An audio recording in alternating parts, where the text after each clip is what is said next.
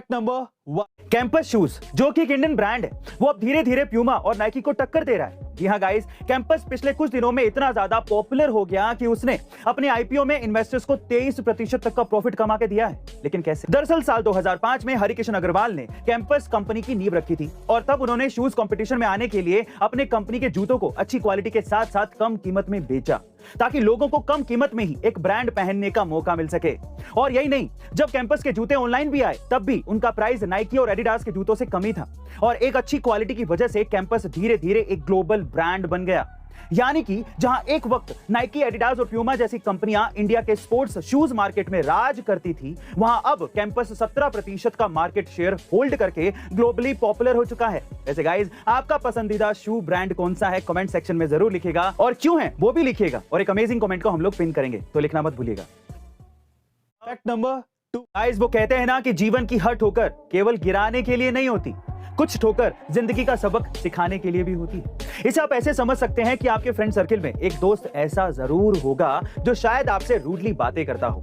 अब भले ही वो सच बोल रहा हो, लेकिन हम उस दोस्त का रूड बिहेवियर देखकर उसकी बातों को नजरअंदाज कर देते हैं, या फिर ये कहिए कि उस कड़वे सच को नजरअंदाज कर देते हैं जो शायद आपकी जिंदगी बदल सकता था। गाइस, इसीलिए इन रूड एक्सपीरियंसेस और कड़वे सच को समझना हमारे लिए बहुत जरूरी है। और अगर आप इनका अनुभव करना चाहते हैं तो आपको द रूडेस्ट बुक एवर की बुक समरी कुकू एफएम पर जरूर सुननी चाहिए।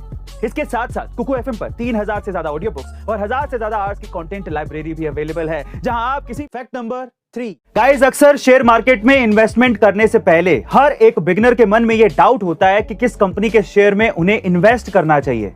तो चलिए आज मैं आपको बताता हूं। पहला, जिस भी कंपनी में आप इन्वेस्ट करना चाहते हैं तो सबसे पहले उस कंपनी की सेल्स को चेक करिए।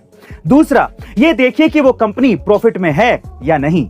तीसरा, उस कंपनी का प्रॉफिट मार्जिन जरूर हाई होना चाहिए। चौथा, उस कंपनी पर कर्ज कम होना चाहिए या फिर होना ही नहीं चाहिए। और पांचवा, उसका पीई रेशो यानी कि प्राइस अर्निंग रेशो कम होना चाहिए।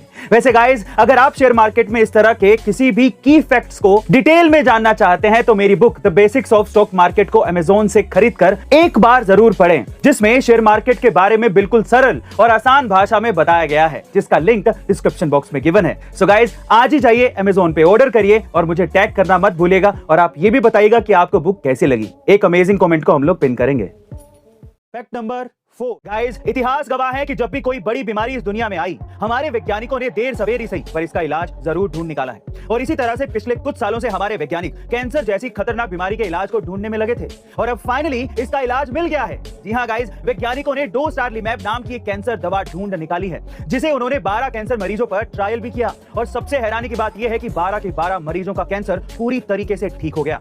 दरअसल US food and drug administration ने GlaxoSmithKline द्वारा बनाई गई इस दवा को अगस्त 2021 में ट्यूमर मरीजों पर ट्रायल करने की मंजूरी दे दी थी, जिसके बाद उन्होंने इसे कैंसर स्टेज 2 और स्टेज 3 वाले मरीजों पर 6 महीने तक ट्रायल किया और इसके बाद जब उनकी रेडियोथेरेपी और सर्जरी की गई तो वो मरीज बिल्कुल ठीक हो गए। बहरहाल, इस दवा से अभी सिर्फ रेक्टल कैंसर मरीज ही ठीक हो पाए हैं और अब देखना यह होगा कि क्या ये दूसरे टाइप के कैंसर भी ठीक कर पाएगा। वैसे गाइस, आपका इस दवा के बारे में क्या ख्याल है? कमेंट सेक्शन में जरूर लिखेगा और ऐसी अमेजिंग वीडियोस के लिए शेयर कीजिए, सब्सक्राइब कीजिए, लाइक कीजिए।